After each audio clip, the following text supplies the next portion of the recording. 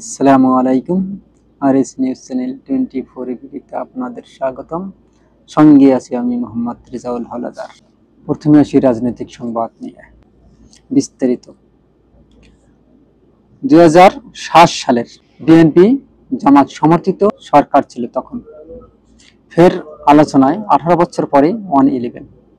নতুন বছরের 11 জানুয়ারি 111-এর 18 বছর পূর্ণ হলো। বাংলাদেশের 3টি 111 নামে পরিচিত। জাতীয় সংসদ নির্বাচন, তত্ত্বাবধায়ক সরকার ও নির্বাচন কমিশন গঠন নিয়ে রাজনৈতিক দলগুলোর মধ্যে অনাস্থার সৃষ্টি হওয়ার প্রেক্ষাপটে 2007 সালের এই দিনটিকে বাংলাদেশে জরুরি অবস্থা জারি করা হয়। রাষ্ট্র ক্ষমতায় অধিষ্ঠিত হয় সেনা সমর্থিত তত্ত্বাবধায়ক সরকার। 2007 সালের এই দিনের বিকেলে জরুরি অবস্থা জারি করার পর বাংলাদেশ ব্যাংকের সাবেক গভর্নর ডক্টর ফখরুদ্দীন আহমেদের নেতৃত্বে তত্ত্বাবধায়ক সরকার গঠন করা হয়। 2007 সালের 11 জানুয়ারি ছিল বৃহস্পতিবার। দিনভরই চারিদিকে ছিল নানা গুঞ্জব ও গুঞ্জন। সামরিক পরিস্থিতি ছিল থমথমে। বঙ্গভবনে রাষ্ট্রপতি ডক্টর ইয়াজউদ্দিন আহমেদের সঙ্গে বৈঠক শেষে বিমান বাহিনীর প্রধান, নৌবাহিনীর প্রধান, সেনাবাহিনীর প্রধান, পুলিশের মহাপরিদর্শক, র্যাব, বিডিআর সহ সব আইন শৃঙ্খলা রক্ষাকারী বাহিনী ও গোয়েন্দা সংস্থার প্রধানদের নিয়ে সেনা সদরে বৈঠক করেন তৎকালীন সেনাপ্রধান মঈনুদ্দিন আহমেদ। রাত 8:30টায় বঙ্গভবনে আবার ডাকা হয় উপদেষ্টাদের। সে সময় উপদেষ্টার পদ থেকে সরে দাঁড়ান রাষ্ট্রপতি। একই সঙ্গে উপদেষ্টারাও পদত্যাগ করেন।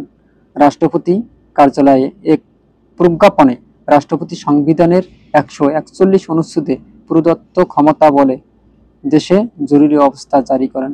এরপর নানা উদ্বেগ উৎকণ্ঠার মধ্যে রাত 11:30টায় জাতির উদ্দেশ্যে ভাষণ দিয়ে তৎকালীন রাষ্ট্রপতি ডক্টর ইয়াজউদ্দিন আহমেদ তত্ত্বাবধায়ক সরকারের প্রধান উপদেষ্টার পদ থেকে পদত্যাগ করার কথা জানান। পরবর্তীতে তত্ত্বাবধায়ক সরকারের প্রধান উপদেষ্টা হিসাবে নিয়োগ দেওয়া হয় ডক্টর ফখরুদ্দীন আহমেদকে। তিনি নতুন উপদেষ্টার পরিষদ গঠন করেন।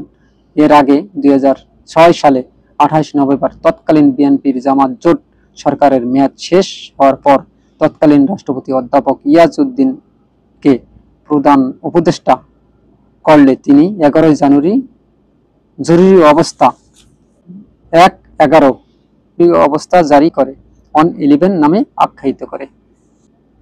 আবার সেই 111 18 বছর পর কেন আলোচনায়? বিএনপির ফখরুল ইসলাম আলমগীর তিনি সেই 111 নিয়ে আবার আলোচনায় আসেন। কেননা তিনি বারবার 111-এর কথা আসেন বর্তমান সরকারকে, ডক্টর মোহাম্মদ ইউনূসকে নিয়ে।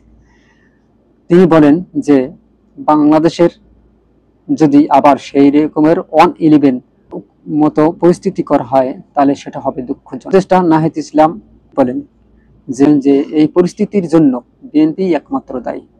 ফখরুল ইসলাম আলমগীর চারিদিকে অনেক গণমাধ্যমে সব জায়গায় সেই 111 আবার আলোচনায় চলে আসে। আজ এই পর্যন্তই। আসসালামু আলাইকুম ওয়া রাহমাতুল্লাহি ওয়া বারাকাতুহু।